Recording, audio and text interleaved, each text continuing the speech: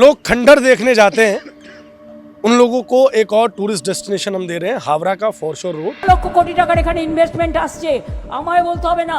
मैं इसी जगह रहता था। मैं जीवन के 15 साल मैंने इस जगह पे काटे हैं और यहाँ पर जो अनडेवलपमेंट हुआ है, डी इंडस्ट्रियलाइजेशन जो हुआ है, उस कब्रिस्तान के ऊपर एक फूल बिछा दिया गया है ताकि किसी को पता ना चले कि यहाँ इंडस्ट्री की लाश दबी हुई है। হাওড়া থেকে হুগলি পর্যন্ত একটু গাড়িটা চালিয়ে নিয়ে যান। उस चमचमाती हुई तस्वीर के पीछे एक बहुत बुरा इतिहास है। उस चमचमाती हुई तस्वीर के पास रेलवे लाइन थी। अरे यहाँ तो रेलवे कॉरिडोर था, यहाँ तो सब कुछ था, ये इलाका था मजदूरों के लिए, ये इलाका था इंडस्ट्री के लिए। इस इलाके के रेवेन्यू से पूरे साउथ बंगाल का खर्चा चलता था। ये एक दौर था जब हावड़ा में इस जगह के लोग, इस इलाके के लोग अजान की आवाज से नहीं, कंपनी के सायरन की आवाज से जगा करते थे। टीएमसी का सरकार के यहाँ जो दलाल है उसका जो है ना वो कर रहा है, वो बाहर से उसका फोन चला जाएगा, इतना टका हमारे दिए दे मैंने, वो हमारा टका दे मैंने तो ऑनलाइन का टका चल जा रहा है, मिल बंद पड़ा हुआ है। टीएमसी एक ऐसा दल है कि समझना खूब मुश्किल है। एक गली का नेता भी अपने को ममता बनर्जी समझता है। वो सिंडिकेट बनाता है और सिंडिकेट बना करके और व्यवसाय करने के वालों के ऊपर हमेशा पैसे के लिए वो आदमी को कैसे व्यवहार किया जाए। चोरी रोक नहीं रहे क्या लोग? चोरी कौन कर रहा है? चोरी तो ट्रस्टी बोर्ड जो टीएमसी की है और जो मालिक हैं और जो टीएमसी के नेता है वो सब मिलकर कर रहे हैं ताकि मिल को खोखला कर दो कि रिवाइव करने की परिस्थिति आए तो मशीनरी ही ना रहे कि रिवाइव हो सके। बड़ी विडंबना क्या हो सकती है? यहाँ पे ममता दीदी जो है वो अपनी सारी योजनाओं का प्रचार प्रसार कर रही है और उसके ठीक पीछे जो इमारत आपको नजर आ रही है वो हावड़ा मिल का सर्वेंट क्वार्टर था। आप यहाँ आए, आपको खंडर देखने को मिलेंगे, बेहतरीन सुंदर खंडर, लेकिन वो खंडर होंगे इंडस्ट्रीज के। वो जो सामने आपको बिल्डिंग हमने पहले दिखाई जो जर्जर अवस्था में है, वो हावड़ा की लाइफलाइन थी। और ये जो नए बने इमारत दिख रहे हैं आपको, ये हावड़ा के बर्बादी की कहानी है। जर्जर हालत में बिल्डिंग देख रहे हैं आप। एक दौर में हावड़ा की इस बेल्ट में ऐसी बिल्डिंग्स का अंबार था। सामने आपको एक सफेद कलर की बिल्डिंग भी नजर आ रही होगी। अब हावड़ा की इस बेल्ट में इस तरीके की बिल्डिंग्स बन रही हैं। ये जो नए बने इमारत दिख रहे हैं आपको, ये हावड़ा के बर्बादी की कहानी है।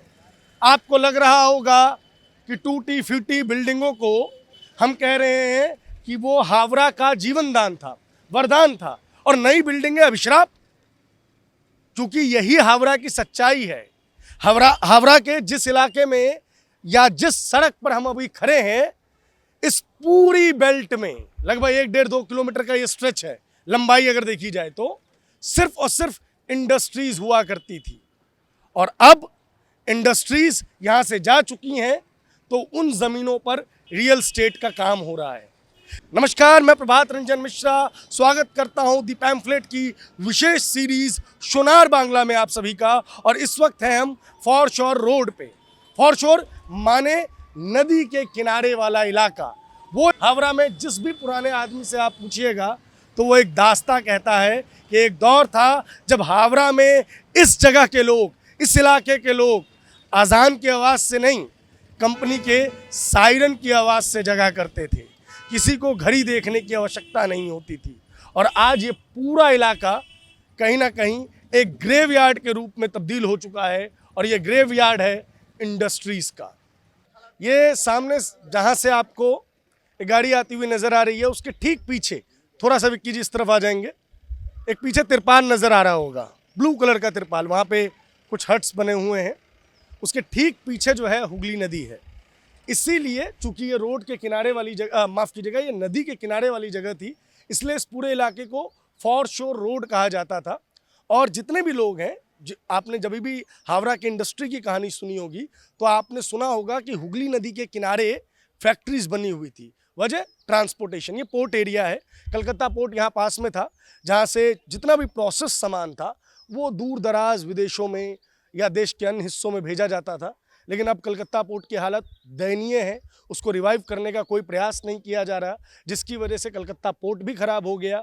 और ये इंडस्ट्रियल पार्क जो अंग्रेज़ों के समय से जीवंत था वो अब एक खंडर में तब्दील हो चुका है। मेरे साथ बहुत सारे उस दौर के लोग हैं जिन्होंने उस समय में यहाँ की फैक्ट्रीज को देखा है, जब ये फैक्ट्रीज खंडर नहीं हुआ करती थी, ये फैक्ट्रीज जीवंत हुआ करती थी, यहाँ पे लोग काम किया करते थे। दादा क्या नाम आपका? पारसनाथ राय। पारसनाथ राय।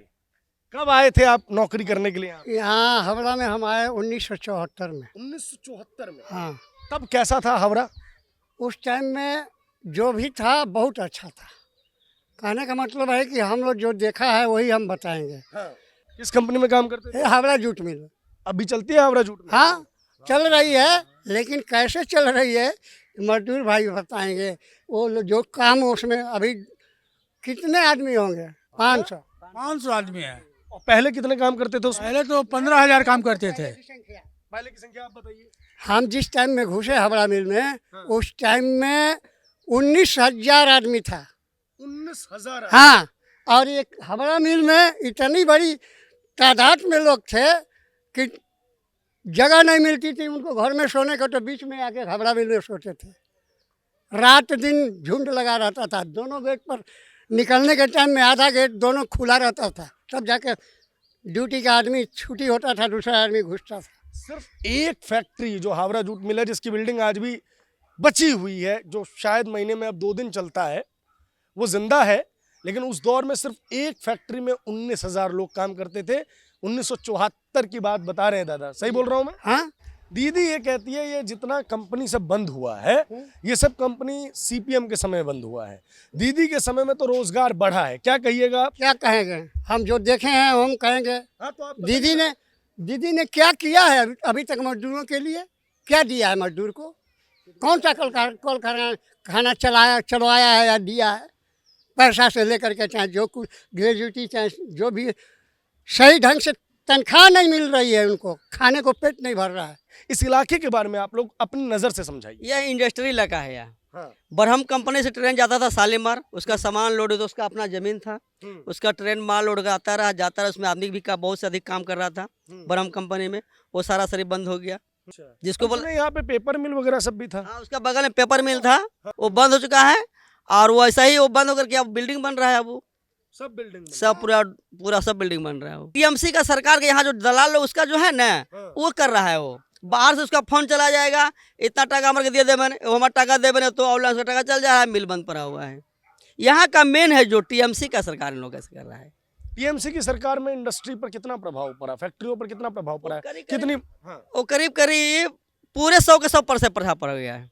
अच्छा। जब वो नहीं जीती थे ना, तो आता था इधर में बोलने के, तो बोलता है कि हमको चाबी दीजिए, मिल को हम चलाएंगे। आपको चला, यदि आपसे मिल नहीं चलेगा तो चाबी हमको दीजिए, मिल हम चलाएंगे। और जब जीत करके वो आई है तो और उसका उससे ज्यादा खराब हो चुका है अभी मिल। उसका कोई खबरें नहीं है, अभी चाबी कहाँ मिलेगा उसका। क्या नाम दादा आपका? शंभू प्रसाद है। इधर आइए भाई साहब। तो आप कौन सी कंपनी में काम करते थे? वही हावड़ा जूट मिल में काम करते थे। हाँ, तो ये बताइए कि दीदी ये कहती है, सब कुछ ये बताती हैं कि सीपीएम के समय से ही कंपनियां भागने लग गई थी, खत्म होने लग गई थी। उनके समय में इस तरीके की घटनाएं नहीं हुई है, उनके समय में कंपनियां आ रही हैं। क्या सच्चाई क्या है? कुछ नहीं आ रही है। जितने था वो सब डूबी जा रहा है। जितना कंपनी था यहाँ की हावड़ा इलाका का, सब डूबी जा रहा है, बंद होते जा रहा है। और यहाँ बिल्डिंग तैयारी होती जा रही है। अच्छा। कोई इस पर किसी का नज़र नहीं है यहाँ के नेताओं को। और गरीब जनता जो है भूखे तड़प रहे हैं, काम धंधा खोज रहे हैं, कहीं नहीं मिल रहा है। 2009 में जो टेस्ट बोर्ड था, तो 2009 में उसका टेस्ट बोर्ड टीएमसी यहाँ जीता था उन लोग, हमला करके यहाँ। अच्छा। 2009 में, तब से 2009 में जब टीएमसी बोर्ड जीता है तो 19 करोड़ रुपया उन लोग एक बार घोटाला कर लिया। अच्छा, ट्रस्टी बोर्ड। हाँ, वहाँ का जो लीडर चुना था पीएफ का, मैंने देखभाल करने के लिए वो लोग मजदूर वोट दिया कि आप हमारा अंदर में आपको वोट दे रहे हैं, वहाँ जाइए मेरा बचाव करिएगा। वो मेरा पीएफ का बचाव क्या करा, उल्टा यार 19 करोड़ रुपया हमारे ही मजदूरों का जमा किया और निकाल करके कोर्ट से वो सब खा गया। वो सब खा गया, सब खा गया। और उन्हें 2013 से पूरा किसी का पैसा, जितने भी मजदूर हम लोग यहाँ पर खड़े हैं, किसी का 1 रुपया जमा होता है नहीं। काटने का 36 रुपये काटता है वो कंपनी हमारा। अच्छा। एक मजदूर हम लोग काम करते हैं तो महीना में 36 रुपये काट रहा है वो, हमारा पीएफ काटता है वो। तो कंपनी यदि जमा देता है मेरा 3600 रुपया, 3600 मेरा हुआ तो 7200 रुपया हुआ मेरा, एक महीना का मंथली मेरा पीएफ होता है। लेकिन वो जमा ही नहीं देता तो फिर मिलेगा कैसे? पीएफ घोटाला कहेंगे इसे, जिसके बारे में ज़्यादा चर्चा नहीं होती। मजदूर के हितों की किस तरीके से अवहेलना हो रही है, ये सामने सामने नजर आता। अवनी मॉल से लेके अंत तक कौन कौन सा बड़ी बड़ी कंपनी थी, अगर आपको ध्यान हो थोड़ा सा भी, तो हमारी जनता को बताइए। जो 1.5-2 किलोमीटर का एरिया है उसमें कौन कौन सी बड़ी बड़ी कंपनी थी? बड़ी बड़ी कंपनी, एक तो बरहम कंपनी आ रहे थे, बरहम कंपनी थी। बरहम कंपनी आ रहे थे, बर्न कंपनी। हाँ बर्न कंपनी, हाँ। ठीक है। और एक तो बंगाल जूट मिल हम लोग के सामने में है, हाँ हावड़ा जूट मिल आ गया है। हाँ और हाँ, आप बताइए। हाँ, फोर्ट विलियम का जीरिया ऑक्सीजन। हाँ फोर्ट विलियम है, फ्लावर मिल है, हाँ ये दोनों मिल उसी समय से ये हुआ था।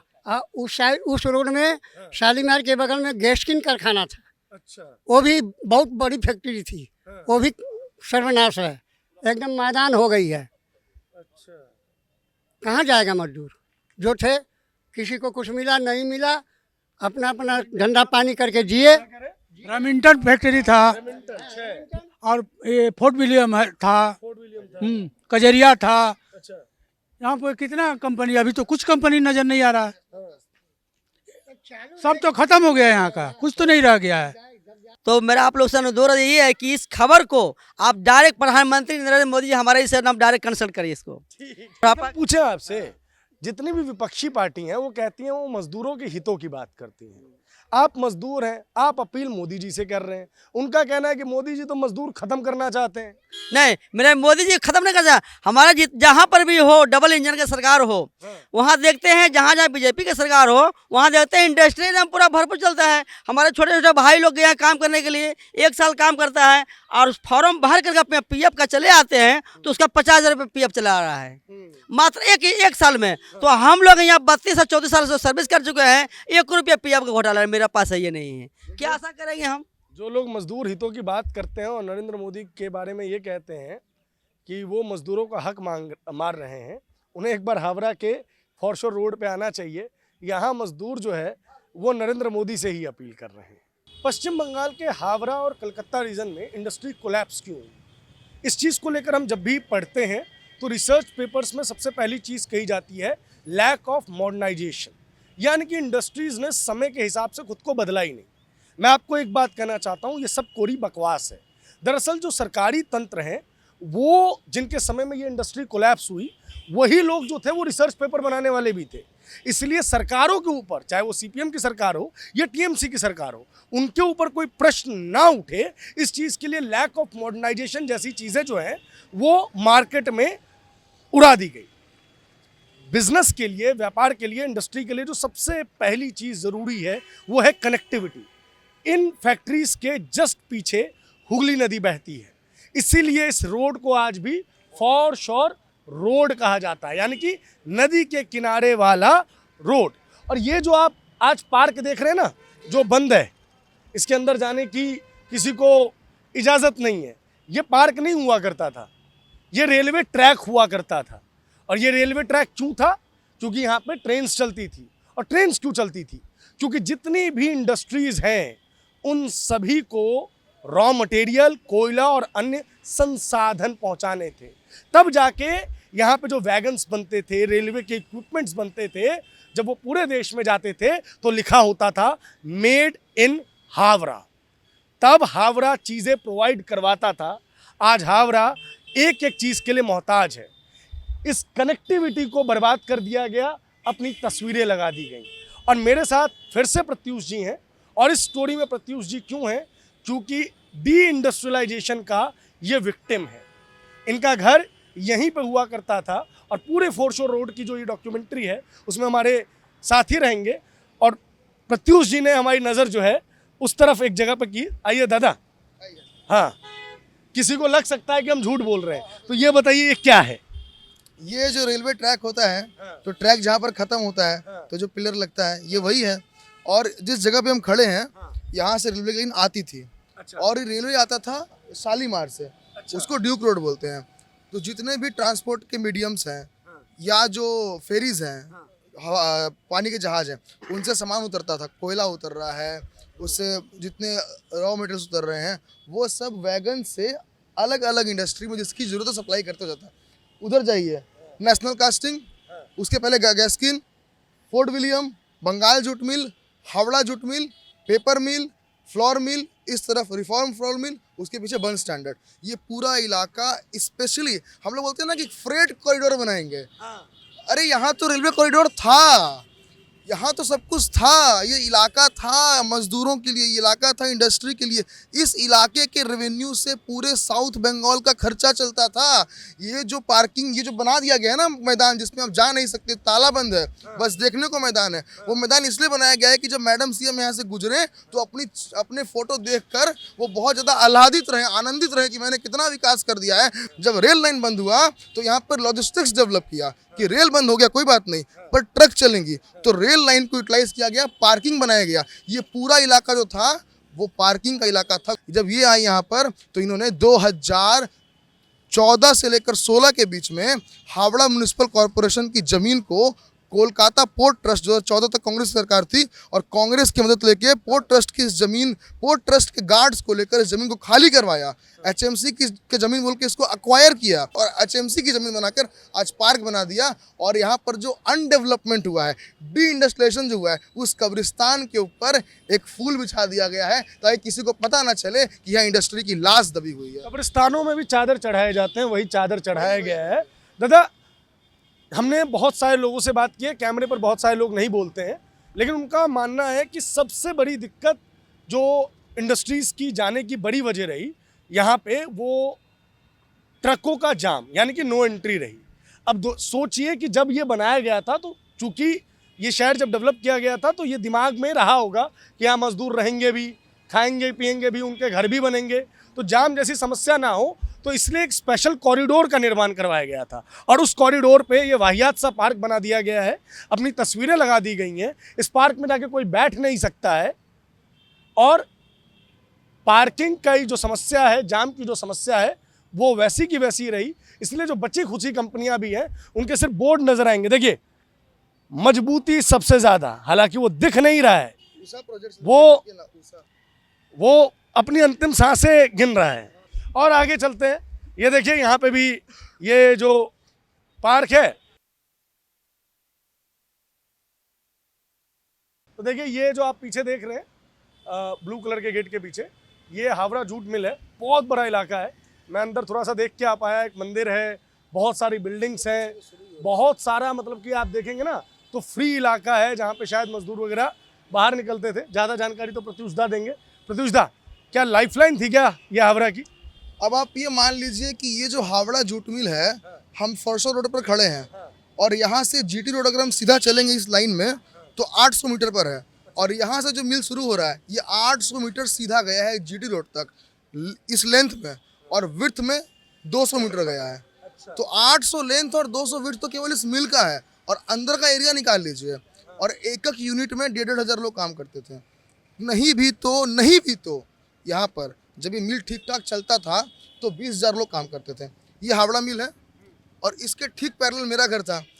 तो ये मान लीजिए कि जिस दिन यहाँ पर तनख्वाह मिलती थी, मतलब तनख्वाह यहाँ पर मिलता था वेजेस, वीकली वेजेस, शुक्रवार को, तो शुक्रवार को इस फरसर रोड पे निकलते थे मजदूर और उस जीटी रोड पर निकलते थे, और जीटी रोड पर एक हाट लगता था, सब्जी, फल, कपड़े, एक उत्सव था कि आज वेज मिला है। वो उत्सव खत्म हो गया, लाइफलाइन चली गई, इंडस्ट्री मर गई, आसीनता आ गई। उस तरफ भी देख सकते हैं आप, वो पीला रंग का जो गेट है, उस सूरजमल बैजनाथ प्राइवेट लिमिटेड इसको चलाता था। टाटा टिस्कॉन के लिए सरिया बनाता था। ये सरिया तो मेरे सामने की बात है, 2016-17 तक इसमें सरिया बनता था। 18 में प्रोडक्शन पूरा बंद हो गया, और 2020 में ये जो सूरजमल बैजनाथ है अब ये गोडाउन बन गया है, और अंदर एक क्रिकेट का टर्फ बन गया है, और एक पिज़्ज़ा पास्ता बर्गर खाने का दुकान बन गया है, जहाँ पर कम से कम 800 मजदूर रोज काम करते थे। 800 मजदूर से इतना बड़ा चेंज आ गया है। 18 लोग भी काम नहीं करते होंगे। मुझे लगता है ये चूंकि इतना बड़ा एरिया है तो मुझे लगता है बहुत बड़ा कॉम्प्लेक्स बनेगा अब यहाँ पे भविष्य में। अब इसकी तैयारी ये है कि इंडस्ट्रियल लैंड को रेजिडेंशियल लैंड आप नहीं बना सकते हैं, लेकिन 2025 में एक बिल ला दिया गया है कि सारे सब्सिडाइज्ड इंडस्ट्रियल लैंड पर रेजिडेंशियल अपार्टमेंट्स बनेगी।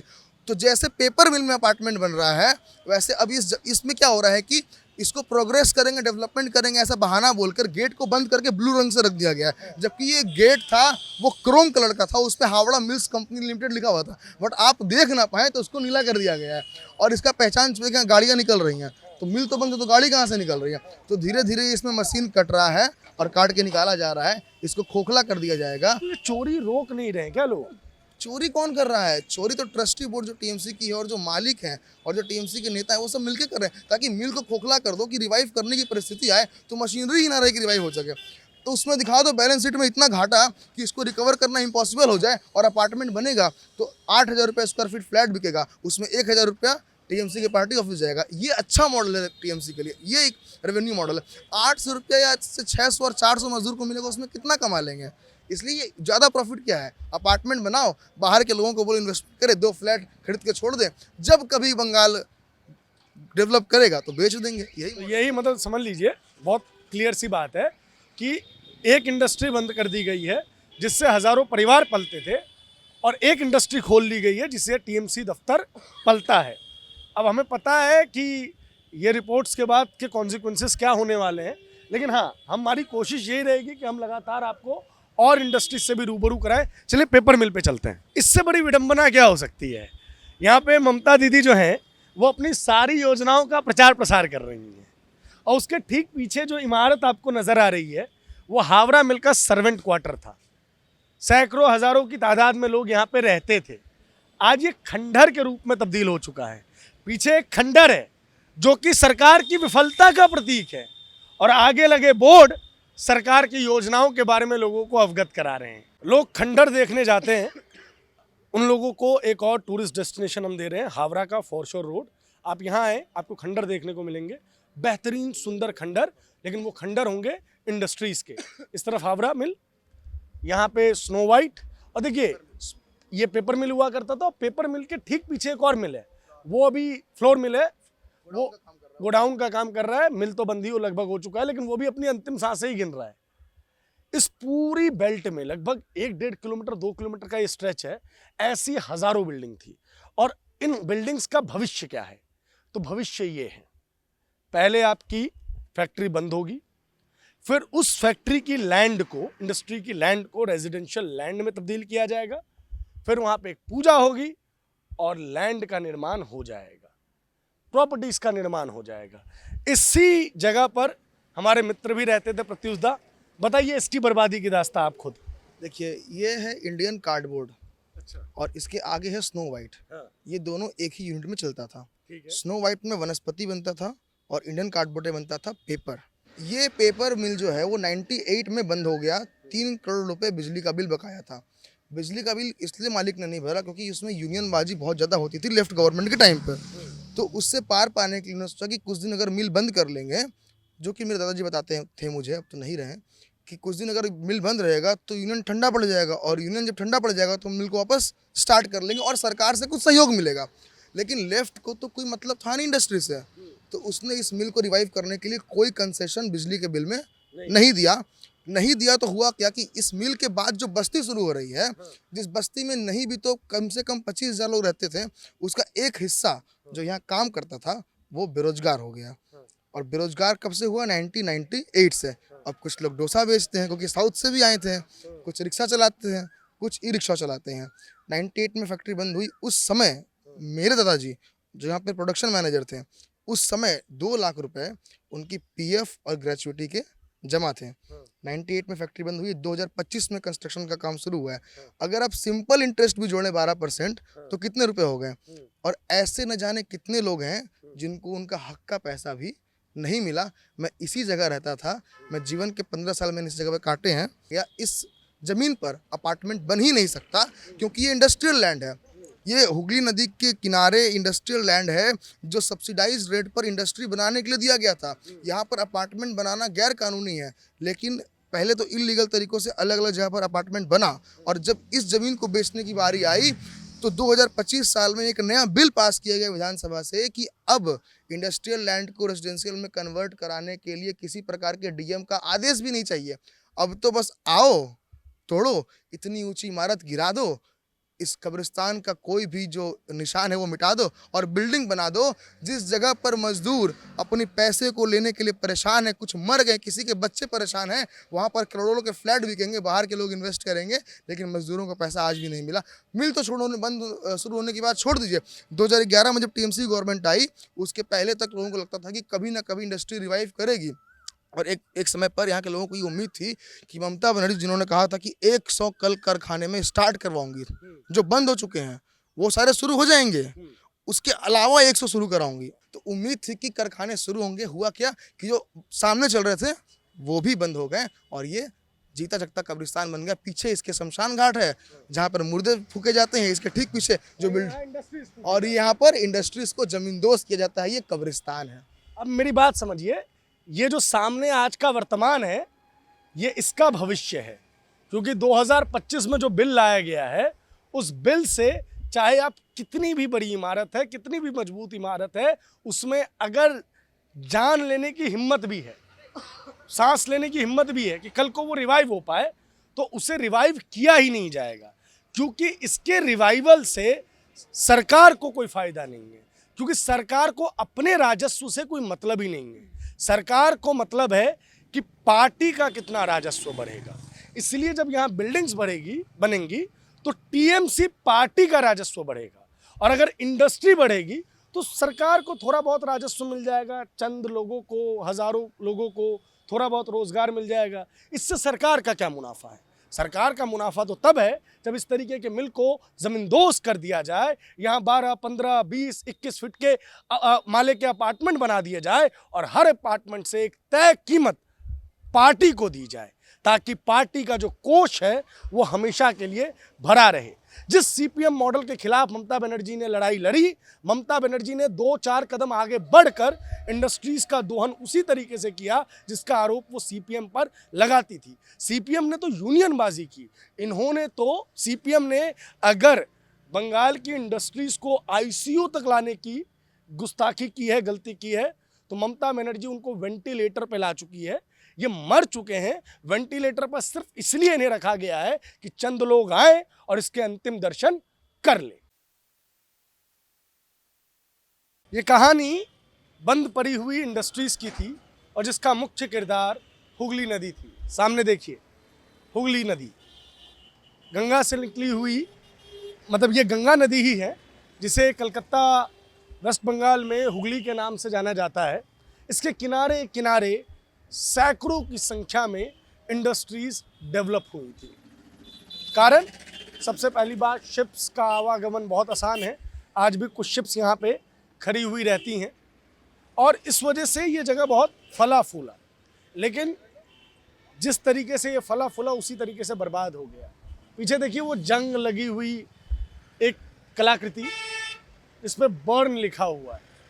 इस जगह को आज भी बर्न स्टैंडर्ड मोड़ कहा जाता है और इस दीवार के पीछे पूरी की पूरी बर्न स्टैंडर्ड की प्रॉपर्टी हुआ करती थी, जहाँ पे हज़ारों की संख्या में मजदूर काम करते थे। और आज ये कंपनी भी पूरी तरीके से बंद है। हालांकि इसकी ज़मीन पर कब्ज़ा नहीं हो सकता है, क्योंकि ये पहले कोलकाता पोर्ट और अब ईस्टर्न रेलवे की ज़मीन है, लेकिन ये ज़मीन भी कब तक बची रहेगी इस बात का कोई अंदाज़ा नहीं है। जिस हुगली नदी के किनारे होने से इंडस्ट्रीज़ को बहुत सारे लाभ मिलते थे, क्योंकि ट्रांसपोर्टेशन और कनेक्टिविटी बहुत आसान थी।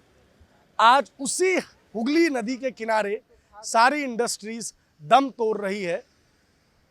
दुखद ये है कि इस नदी को मैं पार करूंगा तो कलकत्ता आ जाएगा, जहां पहले की सरकारी बैठती थी, और जिस तरफ अभी मैं हूं वहां ममता बनर्जी जी कम से कम दिन में 5-6 घंटे बैठती हैं, लेकिन फिर भी उनका ध्यान इन बंद पड़ी इंडस्ट्रीज़ की तरफ एक बार भी नहीं गया, क्योंकि शायद उनकी सरकार की प्रायोरिटी लिस्ट में ये जगह है ही नहीं। बहुत दुख हो रहा है ये बताते हुए, लेकिन फिर भी खबर है, कहानी है, करनी है। लेकिन हावड़ा मर रहा है, कलकत्ता मर रहा है, क्योंकि यहाँ की इंडस्ट्रीज़ मर चुकी है। इसे रिवाइव करने की बहुत जल्दी आवश्यकता है, वरना शायद ये शहर गुमनामी में चला जाएगा। आपने तो हावड़ा को बनते हुए भी देखा होगा, उसका वो पुराना वैभव भी देखा होगा, और आज जो हावड़ा की हकीकत है उससे भी रूबरू है। हम इसे उद्योगों का या इंडस्ट्री का कब्रगाह कह रहे हैं, ग्रेवयार्ड ऑफ इंडस्ट्री, जो अपने आप में अगर देखा जाए तो शेफील्ड ऑफ इंडस्ट्री हुआ करती थी, शेफील्ड ऑफ ईस्ट से जिसे नवाजा जाता था। तो ये ट्रांजिशन कैसे हो गया, ये बदलाव कैसे हो गया, क्या क्या बंद हो गया, क्या नया परिवर्तन हुआ? देखिए, इस अंचल में एक बहुत बड़ा इंडस्ट्री जिसको बर्न स्टैंडर्ड के नाम से जाना जाता है, पूरी दुनिया जानती थी। और एक बात इसमें जानिएगा, ये कारखाना भारतवर्ष के अंदर पहला गुड्स बोगी बनाने के लिए बहुत उत्तम किस्म का एक कारखाना था। ये कारखाने की स्थिति ये हालत हुई कि ये कारखाना वाम फ्रंट की गवर्नमेंट आई और मिलिटेंसी यूनियन ने इस तरह से वहाँ पे काम करना शुरू किया। कांग्रेस का भी रोल अच्छा नहीं था, वहाँ वहाँ लड़ाइयाँ होती थी, दोनों यूनियन के अंदर एक लड़ाई होती थी। कांग्रेस की यूनियन हुआ करती थी बनाम सीपीएम। और स्थिति इस हालात में चली गई कि बीएफआर में कारखाना गया, कई बार सेंट्रल गवर्नमेंट ने इसको फंडिंग भी किया, वर्कर काम नहीं करना चाहते थे ट्रेड यूनियन के चलते, किसी की हिम्मत नहीं है बोलने के लिए। आस्ते आस्ते कारखाने की हालत जर्जर होती गई और कारखाना बंद हो गया। आज ये स्थिति है कि मजदूर भी बहुत तकलीफ में, बहुत पहले काम नहीं किए। आज स्थिति है जो कारखाना चला गया सेंट्रल गवर्नमेंट के हाथ, सेंट्रल गवर्नमेंट ने सुनने में आ रहा है जो उस कारखाना की लैंड जो है उस ईस्टर्न रेलवे को दे दिया गया है, लीज पे दिया गया है कि बेचा गया है ये हमको मालूम नहीं है, मगर वो ज़मीन दे दी गई है। आ जाइए, अब थोड़ा बर्न से इधर आइए। फरसो रोड के अंदर जूट उद्योग के बड़े कारखाने थे, बंगाल जूट मिल। छोड़ दिए बंगाल जूट मिल की कहानी, 50 साल पहले की कहानी। यहाँ बंगाल के बहुत बड़ी जूट मिल आज वो गोडाउन में परिणत हो गई है और तमाम जो सामने देख रहे हैं बिल्डिंग बन रहा है। सोचिए, ब्रिटिश ज़माने में वो ज़मीन इंडस्ट्रीज लगाने के लिए दी गई थी और सब्सिडी के ऊपर ज़मीन दी गई थी, लेकिन उस ज़मीन का हालत क्या हुआ? आज बेतहासा प्रमोटरों को ज़मीन बेच करके बड़े बड़े बिल्डिंग बन रहे हैं। पूरा इलाका, यहाँ पर बाहर के मजदूर, बिहार, यूपी, एमपी, बाहर से मजदूर आते थे काम करने के लिए, लेकिन आज ये पूरा इलाका वीरान हो गया है। आ जाइए आप जार्डिन्स का जूट मिल, जिसको हावड़ा जूट मिल जानते हैं हम लोग, हावड़ा जूट मिल चलता था। जैसे भी हो, सीपीएम के ज़माने से वही उठा पटक, गिरा उठा चला। अचानक आज वो कारखाना भी बंद है। इस सरकार, ये जो सरकार चल रही है टीएमसी की गवर्नमेंट, इस अवस्था में ये भी कारखाना बंद है। और देखिए, छोटे छोटे कारखाने यहाँ से काफ़ी थे, तरह तरह के छोटे उद्योग थे, जिसको स्मॉल स्केल इंडस्ट्रीज का एक हब था ये यहाँ था। वो कारखाने भी किसी न किसी कारण, अर्थात सरकार के द्वारा जो उनको कुछ फैसिलिटीज़ दी जाए या सरकार उनके बारे में कुछ सोचे या उसके बारे में कोई परिकल्पना ग्रहण करे जी इन कारखानों को बचाया जाए, वो भी नहीं बचे, वो भी उखड़ गए, सारे मजदूर चले गए, मर गए, पता नहीं है कहाँ चले गए। और सबसे दुखद समाचार है कि हावड़ा मिल कारखाना बंद हो गया है और 18 से 20 करोड़ रुपया मजदूरों का पीएफ का अपना पैसा जमा नहीं हुआ है, जो पैसा मजदूरों को मिलना चाहिए। ग्रेच्युटी की बात छोड़ दीजिए, वो तो मिलेगा कि नहीं मिलेगा वो तो बताएगा, बरसों बाद उसका रिजल्ट आएगा। ग्रेच्युटी का पैसा तक कंपनी ने लूटा है। और एक बात मैं बता देना चाहता हूँ, पहले सीपीआईएम की एक ट्रस्टी बोर्ड होता है, जो ट्रस्टी बोर्ड के अंदर पीएफ का पैसा जमा होता है। उस जमाने में कुछ राहत थी। टीएमसी जब से ट्रस्टी बोर्ड में जीत हासिल की और ट्रस्टी बोर्ड बनाई, तब से रुपया लूटा जा रहा है। और मजदूर जाके देखिए, एक धर्म और मजहब के मजदूर नहीं हैं, मुस्लिम हैं, हिंदू हैं। चटकल में काम करने वाले कहाँ के लोग हैं? बिहार यूपी का रहने वाले लोग, मैक्सिमम लोग काम करते हैं। वो साले बेघर, रोजी रोटी के लिए दर दर भटक रहे हैं, उनकी अवस्था खराब है। आज ये फोर्ट विलियम में वो थोड़ा अभी जिंदा अवस्था हम नहीं कहेंगे कि फुल लाइफ में जिंदा है, लेकिन है, चल रहा है, वो भी कारखाना चल रहा है। इसके बाद लगातार आप चला जाइए, जितना गंजेज प्रिंटिंग था वो भी बनने जा रहा है। आपका क्या नाम है, प्रमोटिंग होगा। बहुत बड़ा इंक का कारखाना था, बहुत बड़ा प्रिंटिंग था। मुझे ऐसा लग रहा है कि जो भी नई बिल्डिंग हम यहाँ पे देख रहे हैं, वो नई बिल्डिंग किसी न किसी इंडस्ट्रियल लैंड पे ही बनी हुई है, अगर मैं गलत नहीं हूँ तो। मुझे एकदम सत्य बोल रहे हैं आप। शुरू कीजिए गंगाधर मुखर्जी रोड से और चला जाइए 35 नंबर वार्ड सीपुर घाट तक। जितनी बिल्डिंग कम्प्लेक्स आपको दिखाई दे रहा है फरसो रोड, बिटवीन फरसो रोड एंड जीटी रोड, वो तमाम जो कम्प्लेक्स आप देख रहे हैं, वो सारे के सारे complex that was the land of industries. अच्छा, मुझे कुछ टेक्निकल बातें जो हैं वो पूछनी है आपसे।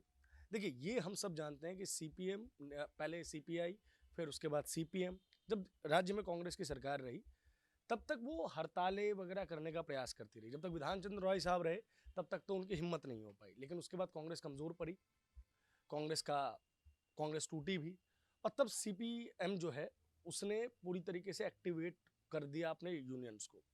फिर जब वो सरकार में आ गई तो यूनियनबाजी कम हुई, लेकिन हमने देखा कि क्योंकि यूनियन में उन्हीं के लोग हो गए तो जब इनकी मर्जी रही तब बंद, कल कारखाने बंद। लेकिन फिर भी लोग कहते हैं कि 98, 99, 2000, इनफैक्ट 2011 तक चीज़ें थोड़ी बहुत चल रही थी। मतलब मालिक और यूनियंस के बीच में, मालिक और सरकारों के बीच में समझौते होते थे, लेकिन चीज़ें वीरान नहीं पड़ी थी। ममता बनर्जी ये वादा करके आई कि वो 100 इंडस्ट्री लगाएंगी गंगा किनारे, जो उनका मुख्य वादा था। भले ही उन्होंने सिंगूर से टाटा को भगा दिया था, और उन्होंने कोशिश की कि हावड़ा को, कलकत्ता को उसको पुराने वैभव में वापस लाया जाए। क्या 2011 से 2026 तक नई इंडस्ट्रियां लगी हैं या इंडस्ट्रियां बंद ही हुई हैं? कोई इंडस्ट्री यहाँ लगी है? यहाँ कोई इंडस्ट्री नहीं लगी है। जो पुराने कारखाने थे, जो उद्योग थे, वो बंद हो गए और प्रमोटिंग में कन्वर्ट हो गए टोटल के टोटल इंडस्ट्रीज। हावड़ा मिल में जाके देखिए, जो चलता था कुछ पार्ट, वो भी देखिएगा विवेक विहार अंचल पूरा कॉम्प्लेक्स बन गया है। फोर्ट विलियम में आप अंदर जा रहे हैं, जिसको सीपुर जूट मिल बोलते हैं, उसके अंदर भी अगर आप जाके देखिएगा तो वहाँ की भी स्थिति है कि जो बचा हुआ ज़मीन है खाली, एक चक्रांत, एक षड्यंत्र, कंस्पिरेसी चल रहा है। धीरे धीरे ज़मीन को, जो खाली जगह है उसको कन्वर्ट कर लो पहले बिल्डिंगों में, उसके बाद धीरे धीरे कारखाने बंद करके, एक ही परिकल्पना है, कारखाने को बंद करो और कॉम्प्लेक्स बना करके पैसा बनाओ। इसके अलावा कोई उपाय नहीं है। एक बात आपने पूछा ममता बनर्जी की, 2011 के बाद स्थिति बहुत खराब हुई।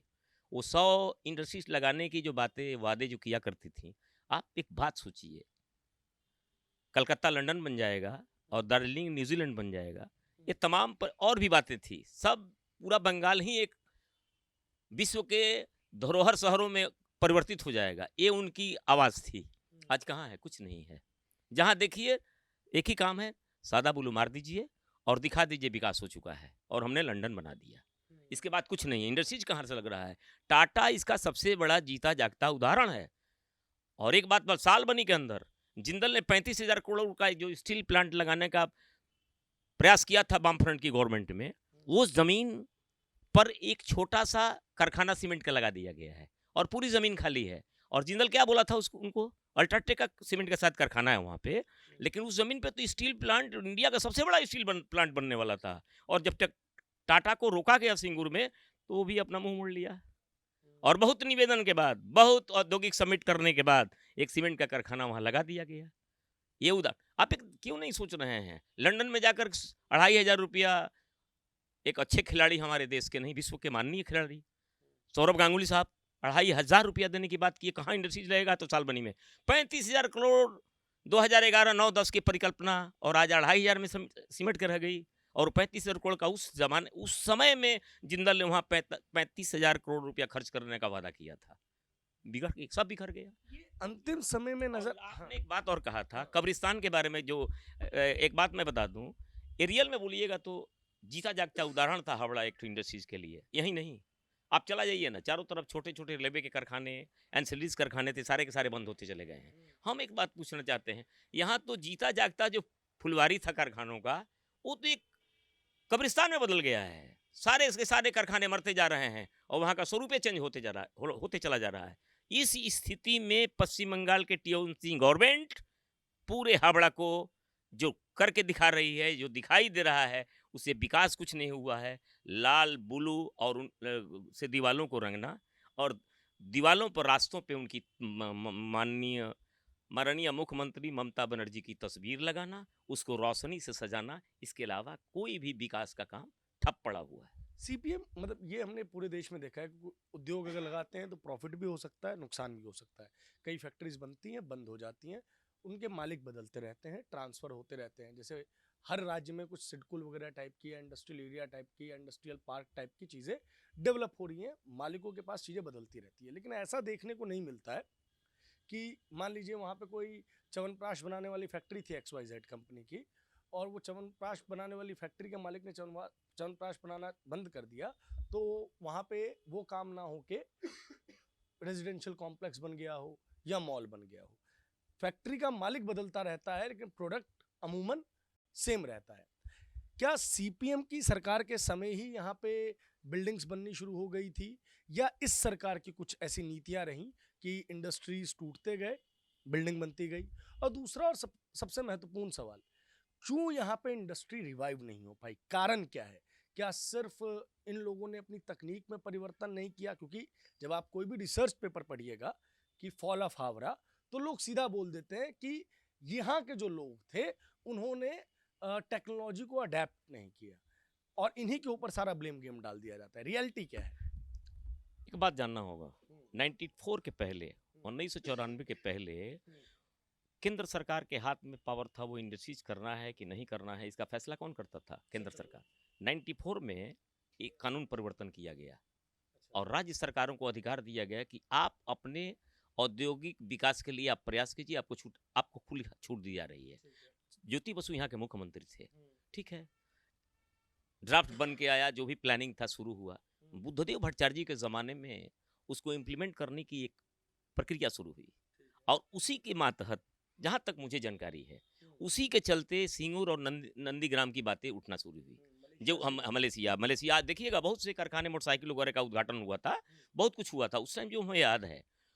क्या हुआ, वो करने के बाद अचानक सिंगूर की घटना घट गई, और उद्योगपति टाटा पे हमला होने का मतलब हुआ कि विश्व के जितने बड़े उद्योगपति हैं वो सशंकित हो गए। जब बंगाल में अगर हम जा रहे हैं कारखाने लगाने के लिए, तो वहाँ की जो टीएमसी के लोग हैं या टीएमसी का जो व्यवस्था है, उससे हम लोग डिस्टर्ब हो जाएंगे, क्योंकि ममता बनर्जी की सोच ने हमें भगा दिया टाटा को, और भगाने के बाद इसका एक तो बहुत दुष्प्रभाव पड़ा इस राज्य में कि आज भी सबमिट करने का हर साल हर जगह खर्च होता है कई सौ करोड़ रुपया, किंतु जान के रखिए कोई भी उद्योगपति यहाँ आने के लिए तैयार नहीं है। किसके लिए तैयार है? वो चाहता है कि ऐसा कारखाना लगाओ, अगर झमेला हो तो कल हम झारखंड में चले जाएं, परसों हम उड़ीसा चले जाएं। क्या लगाओ? चिप्स लगाओ, चिप्स का कारखाना लगाओ, भुजिया का कारखाना लगाओ, चॉकलेट का कारखाना लगाओ, बैगन भाजा का कारखाना लगाओ, मूढ़ी भाजा का कारखाना लगाओ। ये स्थिति पश्चिम बंगाल में इस सरकार ने तैयार कर दिया है, इसलिए उद्योगपतियों का आना यहाँ महा मुश्किल है। और छोटे उद्योगपति जो यहाँ थे, कलकत्ता में आप लोग मीडिया वाले घूमते हैं, पता कीजिएगा, बड़े घराने मध्य प्रदेश छत्तीसगढ़ में जाके अपना बसेरा बना चुके हैं, और वो यहाँ नहीं आना चाहते हैं। लोहा का जिस जगह पे आप बैठ के बात कर रहे हैं, लोहा का बहुत बड़ा ये हब था, सेल का यहाँ माल आता था, टाटा का माल आता था, सब माल से भरा रहता था। साली मलेशिया का बहुत बड़ा लोहा मार्केट था। आज एक लोहा वाला नहीं रह गया है। क्यों? सवाल ये उठता है कि हम यहाँ कारोबार करेंगे, सबसे पहली सुरक्षा है, सबसे पहला सवाल है कि हम सुरक्षित हैं या नहीं। जब हम सुरक्षित रहेंगे तभी हम इन्वेस्टमेंट करेंगे। हम सुरक्षित नहीं है तो इन्वेस्टमेंट क्यों करेंगे? अन्य जगह पे हम जगह देखेंगे। पूरी स्थिति बंगाल की बहुत जर्जर हो चुकी है, यहाँ के लोग परेशान हो चुके हैं। टीएमसी को चाहते हैं किसी तरह से विदाई हो, किसी तरह से राहत मिले हमको, अन्यथा अगर 2026 में सरकार आती है तो बंगाल में आज जो आप देख रहे हैं, शायद इससे भी बदतर से बदतर हालत आप देखिएगा। मजदूरों से बात की, मजदूरों ने कहा कि शायद 5 वर्ष बाद आप आइएगा तो जो चल रहा है, हम जहाँ गए थे वहाँ चंडी नाम का एक मिल चल रहा था अभी भी, लेकिन वो कह रहे थे कि वो भी अब सबको नौकरी नहीं दे पा रहा है। हमारे एक मित्र ने बताया कि जहाँ पे अभी कोलकाता माफ़ कीजिएगा, हावड़ा म्यूनसिपल कॉर्पोरेशन के बोर्ड लगे हुए हैं, वहाँ पे पास में रेलवे ट्रैक होती थी, जहाँ कोयला उसी रेलवे लाइन से जाया करता था, और अब वो पूरी ज़मीन जो है वो, मतलब ट्रैक तो है ही नहीं, वो पूरी ज़मीन भी उस तरीके से जा चुकी है, वो स्वरूप भी नज़र नहीं आता। मेजर जो हमने इश्यूज पता किए, मजदूरों से जब बात किए, तो उन्होंने कहा कि ट्रांसपोर्टेशन एक बहुत बड़ी दिक्कत हो गई है, क्योंकि नो एंट्री ने इन लोगों को परेशान कर रखा है। उसके अलावा पहले सीपीएम के समय में लोग कहते थे कि एक यूनियन पैसा लेती थी, आज कोई यूनियन नहीं है, लेकिन पैसे लेने वाले बहुत सारे लोग हैं। तो क्या है सच्चाई? क्या ममता बनर्जी के शासन में आने के बाद क्या बदला ऐसा कि चीज़ें बिल्कुल बद से बदहाल होती चली गई? असल बात है, टीएमसी एक ऐसा दल है कि समझना खूब मुश्किल है। एक गली का नेता भी अपने को ममता बनर्जी समझता है, और उसका वो प्रभाव खटाता है, वो सिंडिकेट बनाता है, और सिंडिकेट बना करके और व्यवसाय करने के वालों के ऊपर हमेशा मनी पैसे के लिए वो आदमी को कैसे व्यवहार किया जाए, उस आदमी को दबाव में रखना है, उस आदमी को चमकाना है। प्रशासन पुलिस एकदम ढीला है, कुछ नहीं, वोटर टीएमसी है एकदम, वो बोल नहीं पा रहे हैं।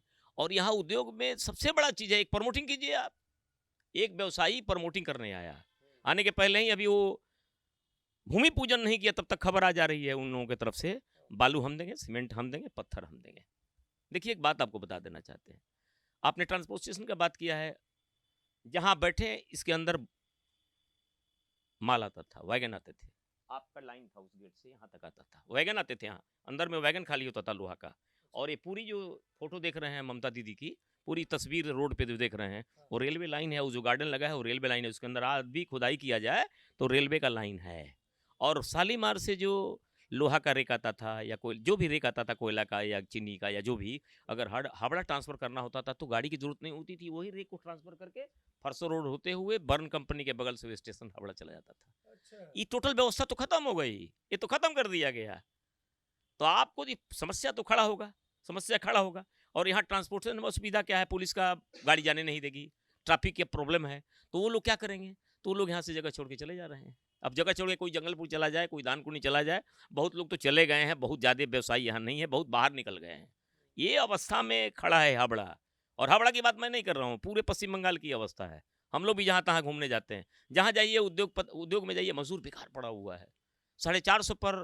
450 रुपया पर 12 घंटा मजदूरी कर रहा है। वही 450 बोल रहे हैं आपको ना, 450 पे मजदूरी कर रहा है। सिक्योरिटी का काम है, अगर कम्प्लेक्स में काम करने के लिए वही देखिए 5-6 हज़ार रुपया 12 घंटा का ड्यूटी। ये स्थिति बदला है, ये परिवर्तन हुआ है। यही परिवर्तन यहाँ के टीएमसी का सबसे बड़ा जो आवाज़ उठा था वामफ्रंट को हटाने के लिए, ये परिवर्तन करो, परिवर्तन यही हुआ है जो हम बयां कर रहे हैं। और आप चारों तरफ घूम रहे हैं, लोगों के मुंह से जो सुने होंगे यही बात सुनते होंगे, और कुछ नहीं है पश्चिम बंगाल के अंदर। कलकत्ता में या पूरे देश में एक नज़ीर दी जाती है कि वामपंथी आएंगे तो क्या होगा। तो कहा जाता है कि वामपंथी आएंगे तो उद्योग खत्म हो जाएंगे। सोचिए टीएमसी ने कैसी सरकार चलाई है कि लोग ये कह रहे हैं कि वामपंथियों की सरकार के समय उद्योग इससे बेहतर था। यानी कि खुद को इतना बुरा बना लिया कि वाम फ्रंट भी यहाँ लोगों को अच्छा लगने लगा है। लोग दलील देते हैं कि भैया जब लोग रहने लग गए हैं, ट्रैफिक बहुत ज़्यादा हो गया है, तो क्यों ना ट्रक को रोका जाए। नो एंट्री तो दिल्ली, मुंबई जैसे महानगरों में भी है, लेकिन वहाँ पे एक पैरेलल व्यवस्था है। यहाँ जो आपके पास पैरेलल व्यवस्था पहले से बनी हुई थी, रेलवे लाइन, वो तो आपने बंद कर दी, समाप्त कर दी। तो जब रॉ मटेरियल पहुँचेगा ही नहीं और जो फाइनल प्रोडक्ट है वो मार्केट तक नहीं जा पाएगा, तो फिर उद्योग फलेगा फूलेगा कैसे। Point number 1। पॉइंट नंबर 2, जब उद्योगपति अपने आप को सुरक्षित ही महसूस नहीं करेंगे तो वो किसी भी शहर में जाके निवेश क्यों करेंगे। इसका सबसे बड़ा उदाहरण बिहार रहा है, जहां लालू काल में उद्योगपति पलायन करने पर मजबूर हो गए। क्यों? क्योंकि उनको अपने परिवार की सुरक्षा का भय था। और ऐसा ही कुछ पश्चिम बंगाल में भी नजर आ रहा है। तीसरा कदम, सरकार ने कोशिश भी नहीं की।